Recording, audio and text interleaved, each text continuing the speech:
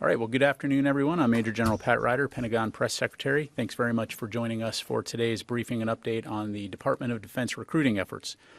As you know, the U.S. military is the strongest fighting force on Earth. For more than 50 years, our all-volunteer force has been sustained by qualified patriots who stand up to serve and keep our republic secure. As Secretary of Defense Austin has said, our greatest strategic asset is our people. We must continue to recruit and retain the best that our country has to offer. The department remains deeply committed to ensuring that every qualified patriot has the opportunity to answer the call. We're fortunate to have with us today a panel of defense leaders to discuss today's recruiting environment and preview the service's goals for fiscal year 25. Dr. Katie Helen, DoD's Director of Military Accession Policy, Major General Johnny Davis, Commanding General, United States Army Recruiting Command at Fort Knox, Brigadier General Christopher Amrine, Commander, Air Force Recruiting Service, Rear Admiral James Waters III, Commander, Navy Recruiting Command, and Major General William Bowers, Commanding General, Marine Corps Recruiting Command. As a reminder, today's briefing is on the record. I'll turn it over to each of our panelists for brief opening remarks before opening it up to Q&A. And please note, I will call on reporters and try to get to as many of you as possible. And with that, I'll turn it over to Dr. Helen to kick things off. Good afternoon. I am Katie Helen, the Director of Accession Policy. Thank you for inviting me to this media roundtable. And I'd like to start by expressing a special thank you to everyone over the past year, from our recruiting commanders to our recruiters to our MEPCOM personnel, who've contributed to the success of fiscal year 2024 recruiting missions following significant shortfalls during the previous years. The military service concluded fiscal year 2024 in a much improved position compared to this time last year, despite a continuously challenging and disinterested recruiting market. At the end of September, the service has enlisted just shy of 225,000 new recruits in fiscal year 2024. That's over 25,000 more than fiscal year 2023. Furthermore, the services had a 35% increase in contracts written compared to this time last year. U.S. MEPCOM saw a year-over-year increase of medical exam by 48%, and the active component started fiscal year 2025 with a 10% larger starting pool, or a delayed entry program pool, compared to this time last year. OSD and the services will continue to build off the momentum that we've gained in 2024. Nevertheless, we need to remain cautiously optimistic about the future recruiting operations as we continue to recruit in a market that has low youth propensity to serve, limited familiarity with military opportunities, a competitive labor market, and a declining eligibility among young adults. More specifically, we've observed over the last decade a growing divide between military and civilians. Data indicate that many of today's youth are not interested in military service and have many misperceptions about what life is like as a service member.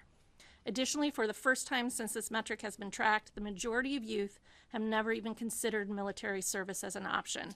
That is, it's not even on the radar. This divide has been brought about by a confluence of many factors, including the shrinking military footprint and declining veteran presence across society. Young Americans now have fewer direct ties to a family member or a close friend who has served in the military. For example, in 1990, 40% of our young adults had a parent who served. That's down to 15% today. In the past, those direct ties were key to conveying the boundless opportunities and experiences that are gained from military service. And without these personal connections, we find fewer young adults are familiar with the benefits of service. Further complicating our recruiting challenges is the low number of youth who are qualified for military service. Data show nearly 77% of youth between the ages of 17 and 24 are not qualified for military service without some type of waiver. This is where programs like our Medical Accession Records Pilot, or MARP, and service member prep courses have been helpful to expand the market. But we also seek to expand the market by reconnecting with young adults and their influencers on the value proposition of service. For instance, the next generation of Americans to serve should know that there has never been a better time for them to choose military service. Youth today seek a larger purpose in their lives and desire jobs where they have greater participation in decision-making and can create a direct, tangible impact. Military service offers all of this. Service provides new perspectives, a sense of purpose, the opportunity to take on great responsibilities, and challenge the status quo. Service members find personal fulfillment in serving in every part of the world, responding with skills to truly make a difference. Military service has more than 250 occupations, where each person will be individually challenged to reach their peak potential by providing a path to success. The military represents one of the most educated organizations in the world across all ranks. We provide our service members with competitive pay packages and benefits such as retirement savings and health care, along with unprecedented opportunities for continued education and training. We offer these things that the young adults today look for when choosing a career, but in many respects, they just don't know it. Too often, the military is falsely seen as an alternative to college or an option of last resort. We are working to reframe this narrative so that Americans understand that military service is a pathway to greater education and career opportunities while defending democracy and the freedoms we hold dear. This is why the Joint Advertising Market Research and Studies Program has launched the digital Calling Answer campaign to build familiarity and with the value proposition of military service, to nest with the service's specific campaigns. Further, the department's Their Tomorrow Adult Influencer Media campaign targets parents, educators, and other relevant adult influencers to build advocacy for military service. Moreover, we have collaborated with our education partners through our military enlistment data to access to LIFT students, or our medals working group with state education agencies, to develop a strategy and a plan to share military data with states in order to provide credit to public high schools for military readiness in addition to college and career readiness. We've also partnered with our fellow national service agencies like AmeriCorps and Peace Corps to help amplify a message of service, because like military service, there's been a decline in propensity for national service opportunities. So we are working a whole of government solution. While we're here to talk about recruiting efforts today, we also want to celebrate the 225,000 young adults who've enlisted in fiscal year 2024. Through a spirit of selfless service, we continue to build and maintain the world's most capable military. Thank you for having me, and thank you for your continued efforts to better understand and support the department's recruiting mission. I look forward to your questions. General Davis. Well, good afternoon, everyone. I'm Johnny Davis, U.S. Army Recruiting Commander, and thank you, Dr. Helland, and fellow recruiting commanders for taking the time to be here. As mentioned, the U.S. Army Recruiting Command exceeded our fiscal year 2024 recruiting mission with more than 55,000 future soldiers going to basic combat training. Additionally, our dedicated recruiters capitalized on the momentum and surpassed the fiscal year 24 delayed entry program mission of 5,000, contracting more than 11,000 future enlistments for fiscal year 25. This is a great start and a very positive momentum. Achieving these goals helps ensure our Army has the personnel needed to meet and strength numbers established by Congress.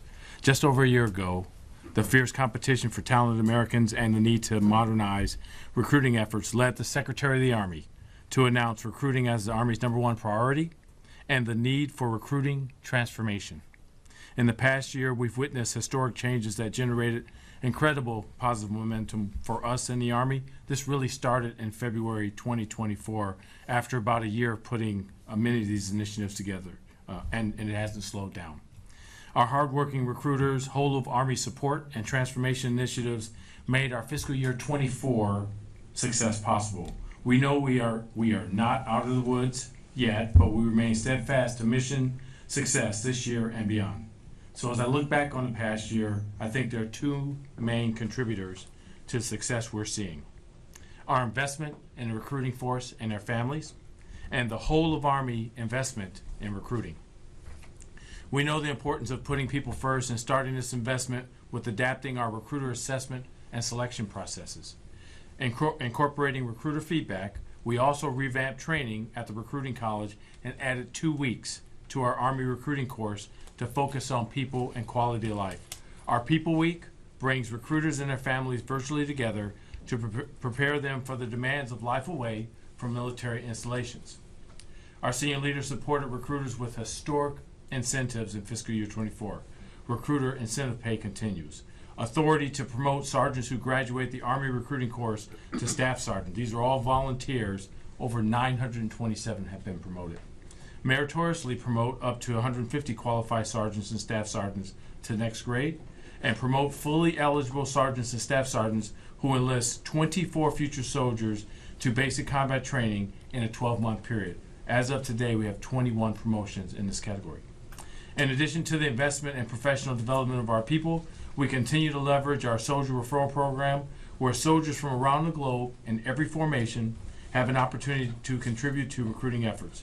This program is a little more than 20 months old, and we've already received more than 77,000 referrals from soldiers, resulting in 5,000 contracts, and many more in the pipeline.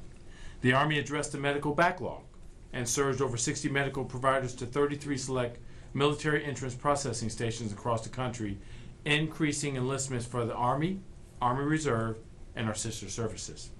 Our wonderful providers completed 6,000 more physicals as compared to last year. The Army is paving the way in other avenues for young Americans to serve. A first of its kind, life accelerating program started in 2022, the Future Soldier Prep Course. Invest in young men and women, helping them unlock their potential and achieve academic and fitness readiness for military service, with a graduation rate over 90% in both academic and physical tracks. With recruiting transformation, marketing efforts are even getting better. Throughout fiscal year 24, our teammates at the Army Enterprise Marketing Office built upon the Be All You Can Be campaign while synchronizing marketing and advertising efforts to reach expanded audiences and connect with more prospects interested in military service. Our recruiting staff and innovation team have been hard at work to transform the enterprise's prospecting efforts and adapt to market expansion. We continue to look beyond the high school market, and in fiscal year 24 had an average enlistment age of 22 years and 4 months, and this is going up. Also, 1 out of every 5 enlistees has some college or is a college graduate. Our increased usage of digital job boards and rollout of the Go Recruit mobile app, which was a recruiter recommendation, have improved our efforts immensely. We started Recruit 360 pilot, a new AI prospecting experiment that utilizes machine learning and AI-assisted lead identification to enhance recruiter efficiency and focus on quality over quantity. So we're trying to get beyond the old days of high school lists and use AI to help us refine the lead market of our qualified applicants. Our investment in people and Army's investment in recruiting made fiscal year 24 a success. There are no words to express how proud I am of the hardworking recruiters that crushed it in every community. Compared to fiscal year 23, these young men and women increased productivity by 43%, an outstanding improvement. As we kickstart 25, we will continue to invest in the people, maintain momentum, transform the enterprise, and innovate our workforce. The Secretary announced earlier this month the Army's enlistment goal for fiscal year 25 is 61,000 future soldiers with a delayed entry program target of 10,000. Our recruiters are already kicking it in high gear in fiscal year 25, and they're doing very well right now. Again, thanks again for your time. I look forward to your questions. I'll turn it over to my good friend, Brigadier General Amrine. Of course, be all you can be. Thank you, sir. Ladies and gentlemen, good afternoon. I'm honored to speak on behalf of the Air Force Recruiting Service and provide you with an update of where the Air Force and Space Force stand as we concluded fiscal year 2024 and look to our FY25 goals. I'm proud to say that we have met our recruiting goals for FY24 across all components: the Active Duty Air Force Reserve, the Air National Guard, and the Space Force.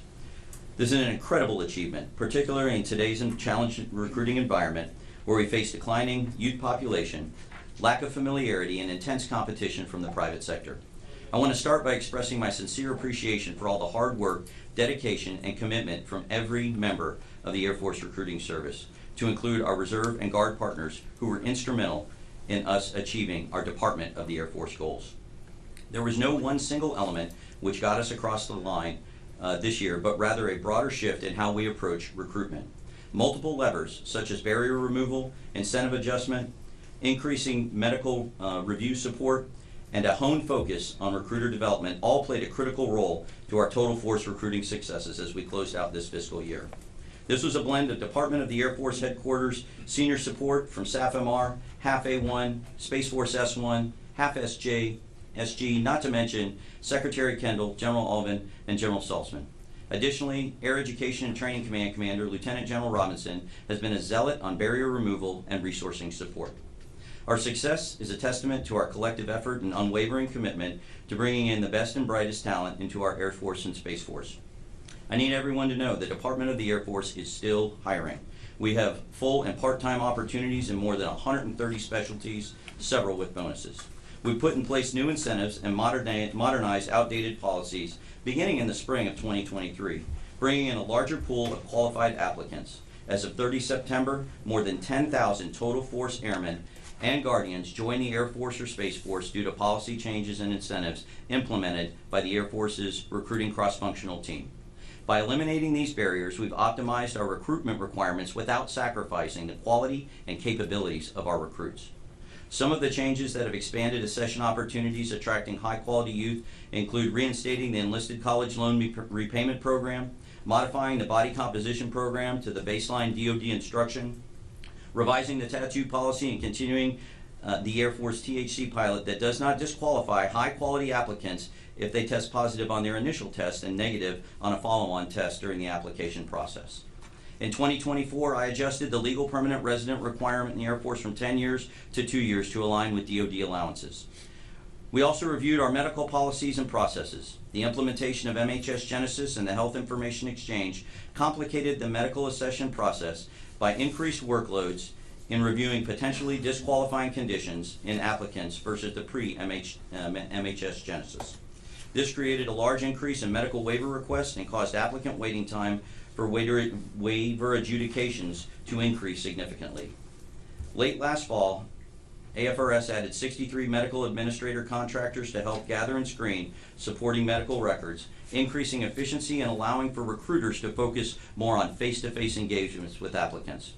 Additionally, we bolstered recruiter training and made adjustments to goaling methodologies. The Department of the Air Force has not changed its high standards nor compromised the caliber of our applicants. Rather, we have expanded the opportunities for qualified individuals to join our ranks. We have partnered with military-affiliated organizations to leverage their presence and manpower in communities across the country. The Air and Space Force Association, or AFA, has become one of our trailblazing partners in this effort, as this is an exciting opportunity to build our recruiting network beyond our traditional recruiting force. This year, we have also launched a similar partnership with Civil Air Patrol, which has the potential to expand our reach and add another 30,000 members to our total force outreach network. As we celebrate the success, we must also turn and focus to the future. FY25 brings with it an increased enlisted recruiting goal of 32,500 for the regular Air Force and a Space Force increase by 30%. Additionally, Air Force Reserve requirements will also increase from 7,200 to 7,600. Achieving these goals depends on our ongoing commitment to investing in both our recruiters and the resources they need to succeed. The Department of the Air Force allocated more than 370 additional recruiting personnel based on manpower studies, RAND reports, and the AETCA-9 analysis. Air Force Recruiting Service is in the process of rapidly onboarding these personnel with deliberate placement in and around the United States. As we move forward, these goals set before us in FY25 are ambitious, but we believe they are achievable. Make no mistake, we cannot take our hand off the throttle, and we must remain laser focused on mission. In the end, deterring or winning future conflicts in a time of consequence starts right here at home by winning in the competition space for talent. With continued innovation, dedication, and a relentless commitment to our excellence, we will bring in the talent of our Air Force, be that RegAF, Guard, or Reserve, as well as the Space Force, and what they need to meet the challenges for tomorrow. Thank you. I welcome your questions. Aim high and Semper Supra. Sir, over to you. Awesome. Good afternoon. I'm Rear Admiral Jim Waters. I'm Commander Navy Recruiting Command.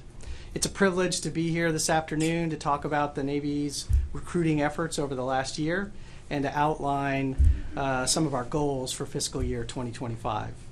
We know that to remain the most capable Navy in the world, we must recruit the best of America, building pathways for all qualified Americans who choose to serve our nation. Fiscal year 2024 was a year of significant achievement for Navy recruiting due to the hard work and dedication of our recruiters, our leadership, and support teams across the country.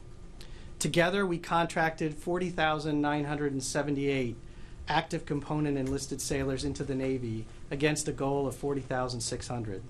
This was no small feat, and I want to take a moment to recognize the frontline Navy recruiters who worked tirelessly to meet our goals. They did an outstanding job navigating a highly competitive recruiting market. And their efforts are a testament to the Navy's commitment to building a talented, mission-ready force. This success didn't happen by chance. It was the result of strategic changes we made to adapt to the current recruiting environment. Key adjustments included increasing the number of recruiters by approximately 800 and removing bureaucratic barriers to rapid decision-making and contracting. When we take care of our recruiters, they take care of the mission.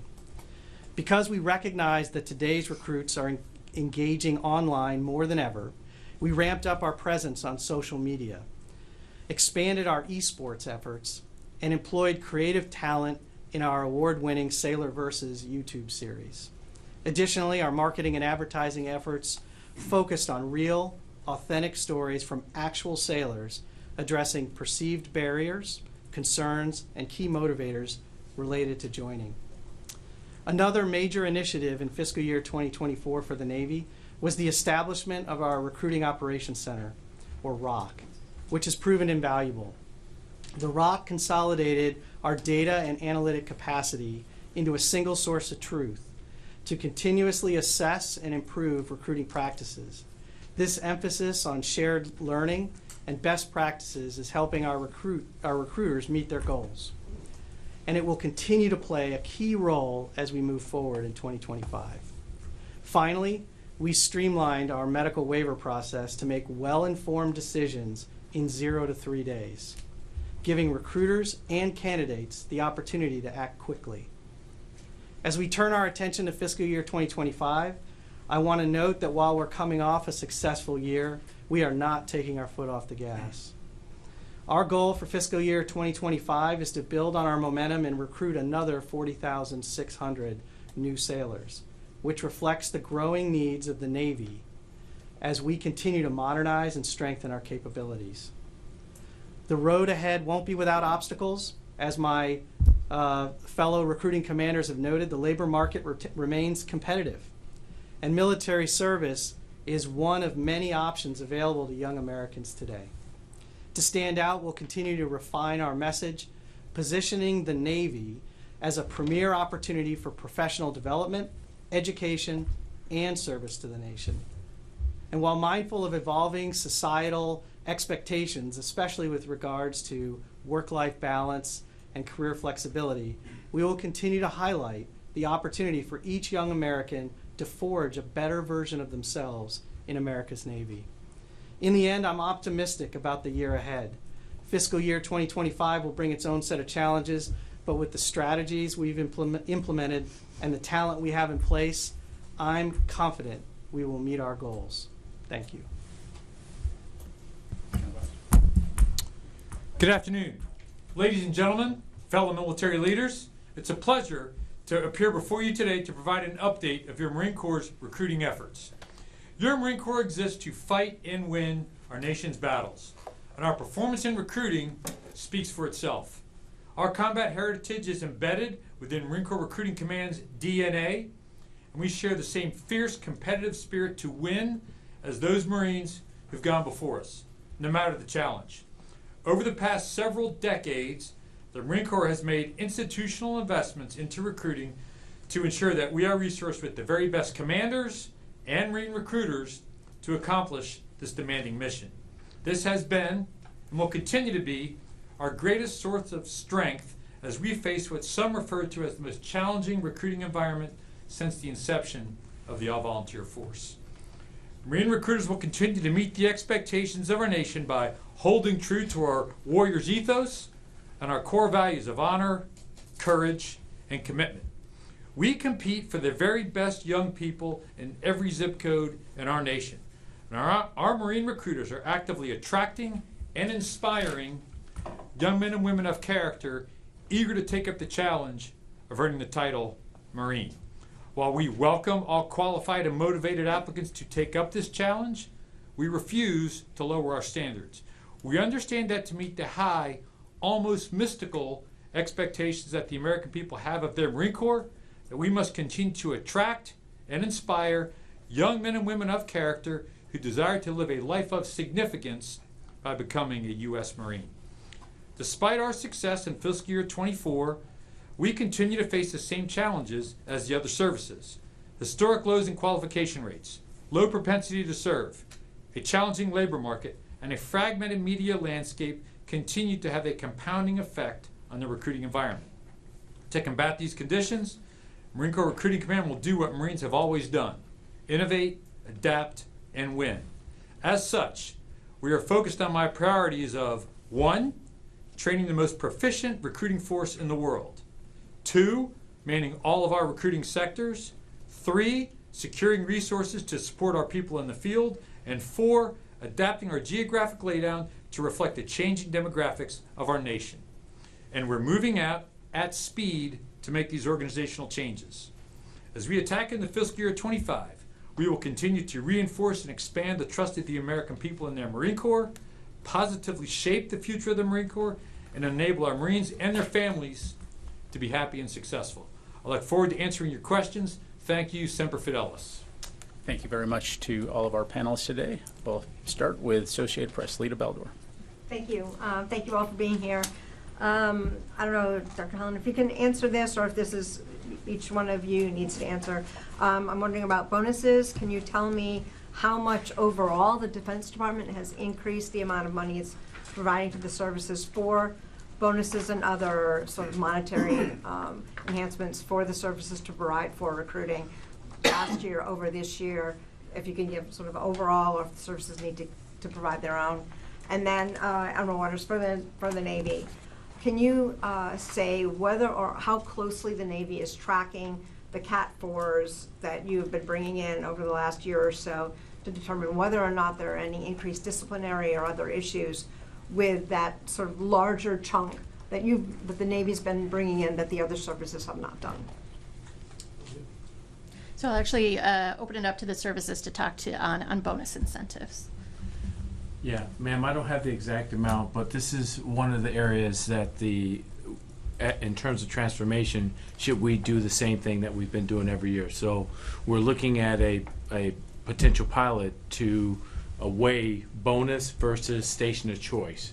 And what we're seeing is applicants are moving towards the station of choice. With that has garnered savings. I don't have the final amount, but it is sizable when you look at the total number of applicants, and let's say it could be an estimate from $3,000 to $5,000 or $6,000 each. So that's one of the areas that when we look at transformation, how can we do something different? And I think it's yielding. I mean, what we're seeing is applicants prefer duty station of choice over money. And I'll follow up with my colleague. We can get you the specific number. What we do, though, is that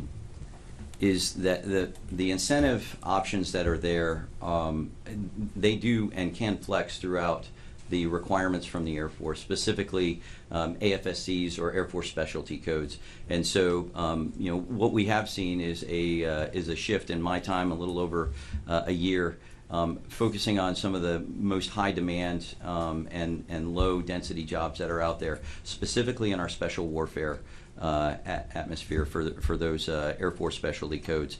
And so, in many cases, several AFSCs are all eligible for a bonus, but the structure of this is always flexing based on the highest or the most demand AFSCs. Right now for us, that is special warfare and a lot of our open and mechanical AFSCs, ma'am.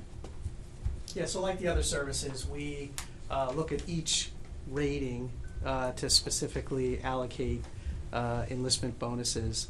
But the short answer to your primary question is there hasn't been a significant change in the bonus amount going from 24 to 25. And with respect to the Cat 4s, we're tracking that closely. We've seen no increase in attrition, no increase in disciplinary actions. And I attribute that mainly to the fact that every recruit that comes into the Navy meets the standard for the rating to which they are assigned. So the Cat 4 is from the AFQT, which is 4 parts of the ASVAB.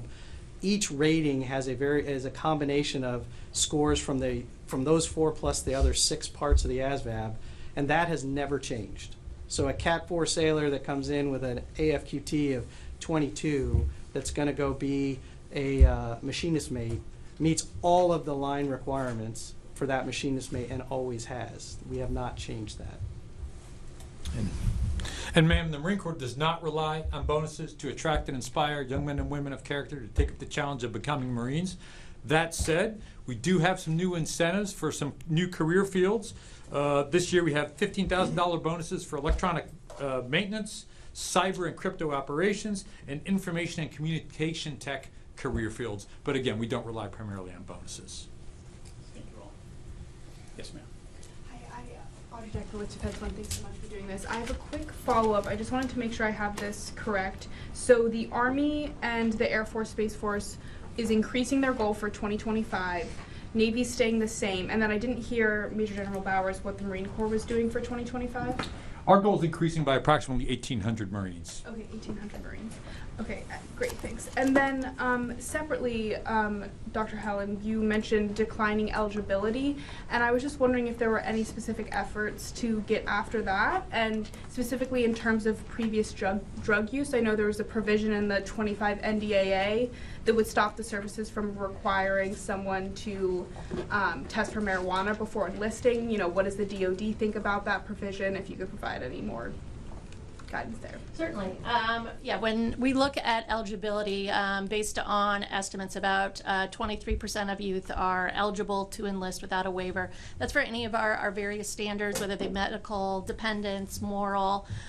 So with regards to medical standards, it's something the department continually looks at and looks at advances in medical science, looking at the data for those who've come in with waivers to see if we can refine the medical standards.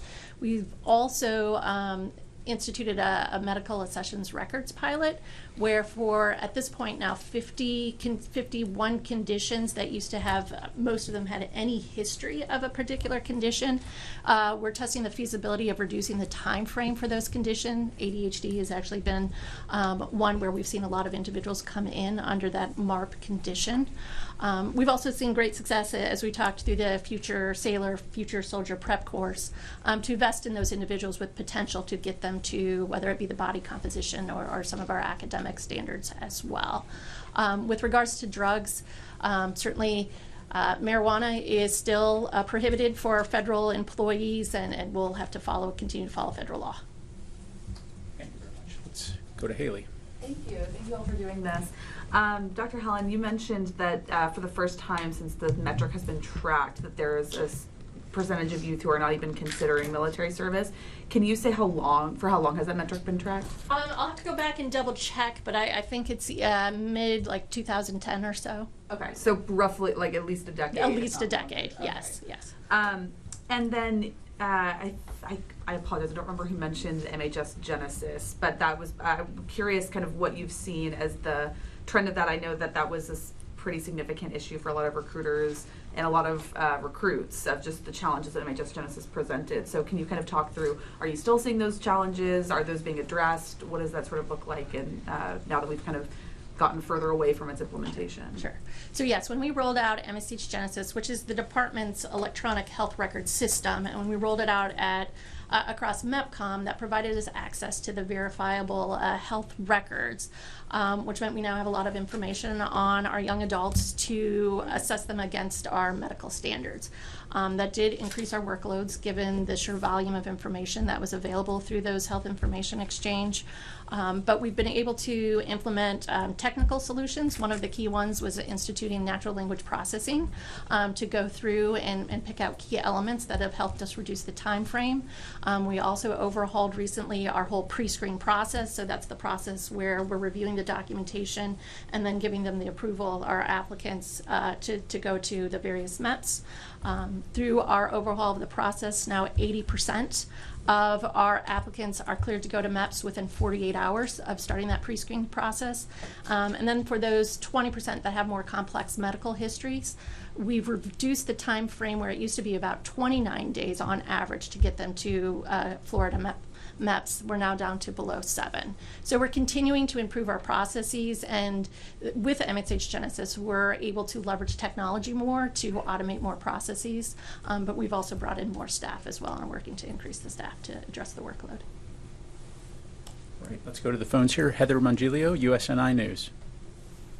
Great, thank you so much. So I guess one of my biggest questions that I'm trying to still figure out when talking about recruiting, is it that there are a lot more people who are propense to serve right now, or is it that the different services have found that they were having roadblocks preventing people from enlisting?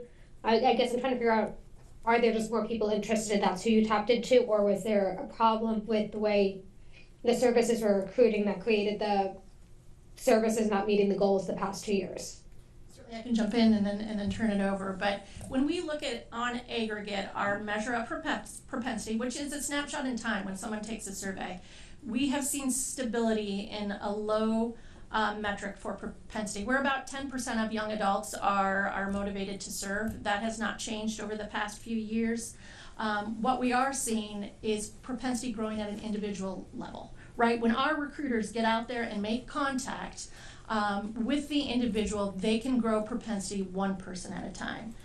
That's where I believe we are seeing success is the operations and what we've been able to get back into communities, where when you think about what happened during COVID, we had to pull out of communities for almost 2 years. It takes time to get back in and develop those relationships again. But again, I think this is what we're seeing is a testament to our recruiting commanders and the hard work of our recruiters. Yeah, Dr. Hill, if I could add, you're absolutely right. I think not having our superstar recruiters in high schools across the nation for some 2.5 years has certainly had an impact in really bringing awareness. And the face-to-face interaction really helps to fill knowledge gaps about the, in our case, the United States Army. And so that awareness is also impacts, their desire to say, well, should I consider service? We have a declining veteran population. Yeah, I grew up and with a family of many veterans in Wisconsin who either served in World War II or Korea or Vietnam, and they were all there to answer my questions. Now with the decreasing veteran population, that is also really impacting, I think, that knowledge base and propensity of those up and coming qualified military servicemen and women. And if I could add, I think with Dr. Helen's comments on, 30 years ago, if you asked somebody if they had a family member, 45 hands would go up, and if you ask now, it's somewhere between 10 and 12 or so. And so, and it is what it is. But what I would say is one of the focus areas and for the Air Force and Space Force is building back that familiarity, because over time that created this lack of familiarity, and then you have these exacerbating incidents like COVID that materialize.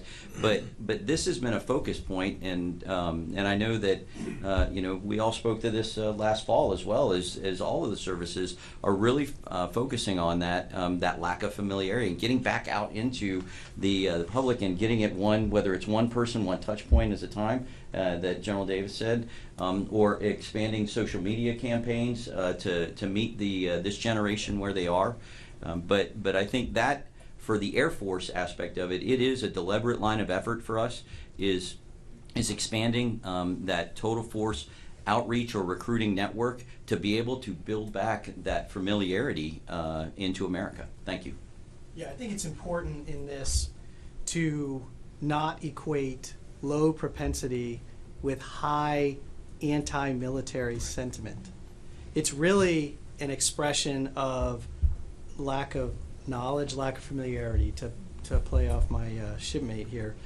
And I think to answer a little bit more of the question that was asked, to say this reflects an increased number of recruiters. I mean, the Navy added recruiters, other services added recruiters, and it also reflects the recognition that we need to increase propensity one American at a time. It's that prospecting work that's done by recruiters to go out not only in the schools but at career fairs and making phone calls, social media connections, all of it to build that human-to-human relationship that leads to a young American recognizing the value of service and then making a commitment to it.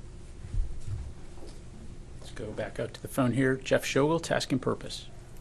Thank you. A question for Dr. Helen about the Medical Accession Records Pilot, or MARP. So as you mentioned, it's now up to about 51 conditions. Do you foresee this as the start of something that becomes permanent, a change to military accession regulations that makes it easier for people with previously disqualifying medical conditions to enlist without having to get a waiver first? Thank you. Yeah, so the whole intent of this is, right, a pilot to test the feasibility if we can shorten these time frames, and with the data then to make that decision to then modify our medical accession standards. So that's where we're in right now, that pilot phase. Largely we are seeing positive results, and we'll continue to monitor the data, so ultimately again to make that decision to about these conditions on whether we can build them into our standards instruction. Let's go out to Steve Benyon, Military Times. Hey, appreciate y'all for doing this. Quick question for the services minus the Army and Navy. Those services have seen a lot of good early data on the prep courses. Nearly a quarter of the Army recruits at FY24 did one of those prep courses. Is the Air Force or Marine Corps looking into establishing their version of that? And Space Force as well. Thank you. Yeah, absolutely. Thanks for the question. From a holistic perspective across the Department of the Air Force for recruiting, I would offer the answer is no. There's not the overarching compelling requirement that we've seen. However, I would say that for our special warfare accession pipeline, we do have a very deliberate development program for them. So as folks identify or are interested in the special warfare Air Force specialty codes, there is a very deliberate development program, both from a mental resiliency standpoint, but also a very in-depth training, physical training regimen to prepare them for that pipeline. Yes, in the Marine Corps, we are not looking at starting a special program for future Marines. We have the delayed entry program that's working very well for us. Louis. Thank you. Number one, how cold is this room for you guys right now? Because I am freezing. I just want to follow up on Steve's question here because it's almost related exactly to that. But I'm going to direct my question to the Army and the Navy about the future sailor, future soldier prep course. Can you confirm the numbers of how many of your recruits this year actually participated in that? And having heard the other two services, why did the Navy choose to follow what the Army program was? And was it based on their success? Or what did you find that, yes, we did have a base that really needed, that was of motivated individuals who wanted to join the Navy, who just needed that extra incentive to, and then I have a follow-up. Yeah, so thanks for that. And I don't have the exact numbers in front of me for how many went through for the two Future Sailor Prep Course, physical or academic. But the reason that we followed the Army on this was because of their great success. I mean, General Davis talked about the percentages. It was a wonderful example. And what we found, especially for on the side of Future Sailor Prep Course Physical, which allows us to bring some folks in that are above body fat standards by up to 6% and have them work with our recruit division commanders. We had a lot of highly qualified, like nuclear trained operator qualified individuals that couldn't quite get there. And so when we saw that the Army was using that, we took it on. And we're 100% successful on getting folks through that course. We have a few that have tapped out because they just, this isn't for me. But anybody that was working toward that body fat standard has made it and is in recruit training. And what we found is those sailors are committed in a way that's above and beyond the average that's in recruit training command, and many of them have gone on to leadership positions within their recruit divisions. Future Sailor Prep Course Academic allowed us to provide an opportunity for young Americans to expand the opportunities within the Navy. As I mentioned before, every rating, all of them are based on individual line scores. And so by giving them some more academic training in recognition that much of America had challenges with COVID in schools, to increase that opportunity and give them the opportunity to have more choice, and we can fill other ratings that we wouldn't have otherwise. That's why we follow the Army. Yeah, if I could answer the data. So Future Soldier Prep course for us is about 21 months. Total number of graduates, we're approaching over 28,188. Now that's just more than Compo 1. So now when I talk about that number, that's active duty Army, Reserve, and National Guard. So they all benefit in the total Army with the Future Soldier Prep course. For us, from last year's mission, 55,000, over 10,326 graduated the course. We already have another pending, shipped already to Fort Jackson, not about 1,500, and another 3,000 over the next quarter, so into the new year. So we are filling all of the seats because of demand. So let me go back to why we're seeing the success. When we saw during COVID the drop in tests ASVAB by like 10 points, that's the segment, and it wasn't recruiting command, it was actually our training and doctrine command, Lieutenant Gervais and team that said, hey, the Army's done this before. We saw this drop. Why don't we go and try to invest in that segment? And half of them were within 5 points of a fully meeting, 3 Bravo or Alpha, which allows to open up many job opportunities. And so that's what we invested in, and that's why we see this transformational success. Some of them are testing out within 2 weeks, and some of them are testing to the highest category. So now every job in the Army is now open to them, just from classroom, not from an outside agency. Of course, the camaraderie, like students, the physical fitness, academic training every day I think is building this great cohort of future soldiers. Now, I recommend everybody take an opportunity and visit the Future Soldier Prep Corps if they haven't down at Fort Jackson. It will be an eye opener. I've been many times. It is. I love it. It's a great course. My follow-up is: do you plan to now expand the course as it continues to get 1 in 5 so new recruits in? Yes. And also, what do you attribute the rise in age to? You said that your average age now is 22 years, 4 months. Yeah, so I don't know in terms of expansion, because we want to go after that labor market or expanded market. The segment that is, within 10 points, or that whatever, the 21 to 30, we think they can test up. So I don't think we're going to expand that based on what we're seeing. Now, let's go to this expanded market. What I'm hearing from recruiters is that many are graduating high school and are going on to college, and maybe that's not for them. And what our recruiters are doing is really beginning to focus on that segment of the population, and it's really starting to pay off. Why are they focusing on that? Because when we were short in terms of what we're bringing in to the Army, we needed to fill training seats so basic training battalions can be filled, and we weren't filling them. So our recruiters weren't going to the high schools because they won't ship until the next year. So they're going directly into the labor market, and that has really blossomed for us over the last 2 years. And I want to say to our recruiters, job well done. Let's stay at it. And the current delayed entry program, I think the average age is about 22 years and 5 months. So I see it going up.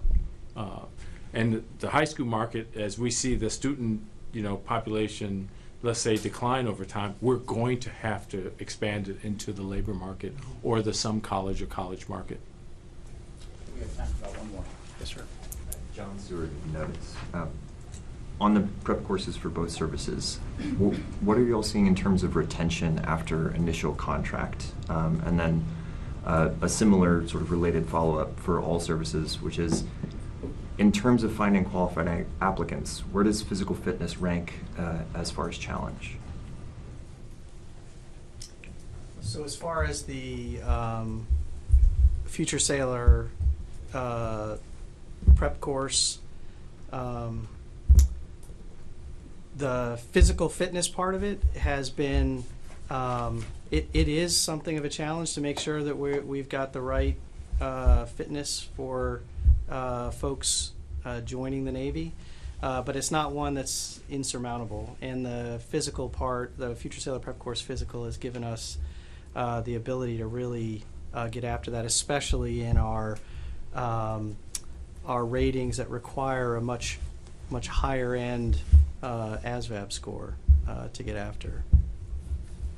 So for the Army, Army Research Institute is tracking every graduate. So you need more time. It's about 20 months. So we do have a number of graduates. And what we want to do longitudinally is really find out from an academic perspective if that it impacts retention as they go on to their first duty station. For the fitness, that's a really good question, and we're thinking through that because we know that in the Future Soldier Prep course, they lose about 1.2% body fat a week, and what we want to make sure is we keep tracking them as they move on to their first duty station and figure out in terms of retention. So are they continuing on this right path, or are they going down, or are they going up? So that's what we're tracking, because we really need that data to figure out, hey, is this so transformational that we need to look at other expansion opportunities? Yeah, so I think some of that's because the length of time that we've been running the Future Sailor Prep course hasn't been significant enough to really get after that. But I can say that our attrition rates in boot camp and A school for this cadre, both physical and academic, are on par. There's no change for that group relative to the rest of them. And just sorry to follow up, for all services, Yeah. where does physical fitness rank? So for the Air Force, I mentioned in my opening statement that over the past year we adjusted it. The Air Force actually had a higher than DoD standard, and we aligned with the DoD standard. Since then, we've brought in over 5,800 airmen under that DoD standard. We've had one washout of BMT for physical fitness reasons, and so I think it's from that standpoint. I will tell you, we get the question a lot. Hey, have you changed the standard? Well, the PFT standards have not changed for our basic training, and that small policy adjustment offered 5,800 very high quality folks to come into our service, and we lost one person for it. Thanks. Okay, thanks for the question. So Marine Corps recruit training is 13 weeks long. It is the toughest, most physically demanding of the entry-level training of the services. So physical fitness is therefore very important to us. This is the value of our delayed entry program. We like every applicant to spend at least 30 days in the delayed entry program so we can work with them, they can work with their recruiter, and we can get them in good physical shape to improve their chances of success at recruit training. The delayed entry program has an additional benefit for us. While these kids are getting in good shape working with their recruiters, they bring their friends along.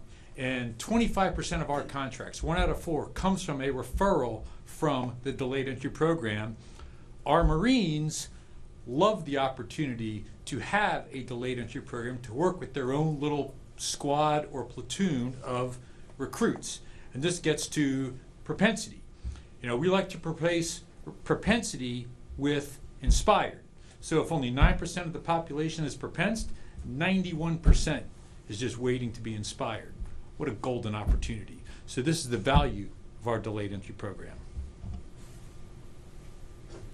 All right, ladies and gentlemen, thank you so much. Really want to say thank you to our distinguished defense leaders, panelists today, as they talk about our efforts to improve our recruiting and service goals for fiscal year 25. Thank you very much. This concludes our press briefing.